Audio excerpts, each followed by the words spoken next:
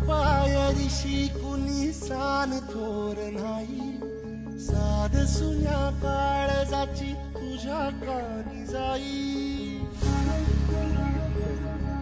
काऊंगा सोने भाऊ असा बसला, हे तरी देवास काऊंगा सोने भाऊ असा बसला. कशा पारी का करू का काही समजत नाही. 8 दिवस झाले जेवलं वावर पण झाले, पाण्याचा काही पत्ता नाही. ते संध्याकाळी आधीच कर्ज होतं, पुन्हा कर्ज काढून बियाणं घेतलं.